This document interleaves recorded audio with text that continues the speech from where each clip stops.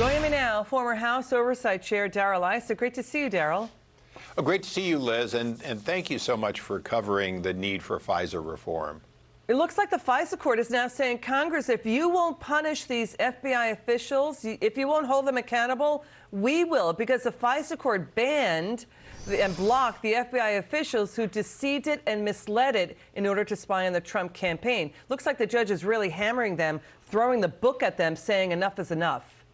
Well, it's one of the few things a judge can do, sua sponte, is say, I won't deal with this individual because they're not trustworthy. But let's remember, behind closed doors, somebody else is still presenting information without anybody second-guessing it independently. So what the issue is that the FISA court, let me dig into it. The FBI agents involved in getting the FISA warrants to spy on Carter Page misled the FISA court because basically their conduct, the FISA court is essentially saying is so bad, it was so tainted, they're not allowed back in. So we're showing right now what the FBI withheld from the FISA court. Darrell, they also withheld that Christopher Steele was saying, you know, his sources couldn't be trusted.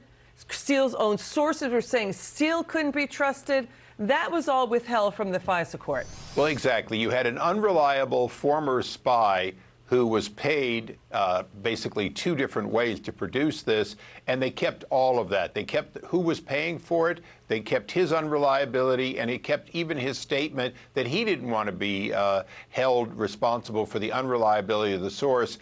This is the reason that FISA reauthorization has to have some real teeth at this time. This is the reason Senator Ron Johnson is continuing his due diligence to get to the bottom of it, because ultimately, if you can't look at the misconduct at the highest level with a foreign power, then when you and I, hypothetically, get caught up in some sort of investigation, there'll be nobody to protect us either. Yeah, I mean, it seemed rather easy for them to get a wiretap to hit all devices, to look at bank records, to basically do one hop. Anybody who talked to Carter Page also was surveilled upon.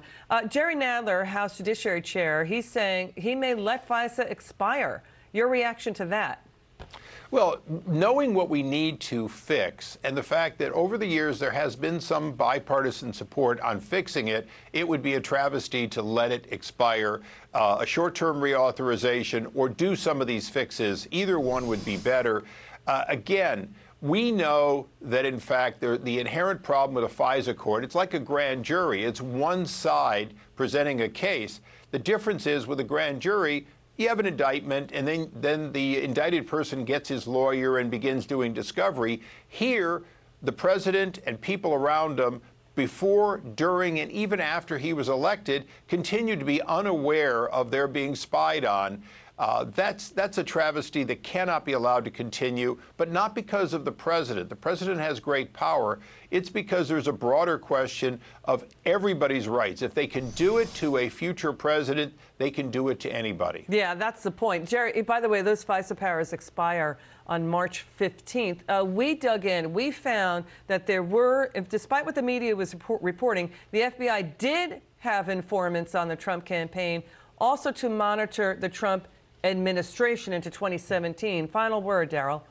The word informant is another word for spy, and the fact that they were spying on a presidential campaign, officials of the Obama administration spying on potentially a competitor to their own choice, that's the greatest threat to our republic you could have. We cannot allow that kind of spying to ever occur again. Yeah, it's the worst intelligence scandal, I think, possibly maybe in the history of the country. We don't know that, but it's pretty bad. Darrell, great to see you. Thank you so much.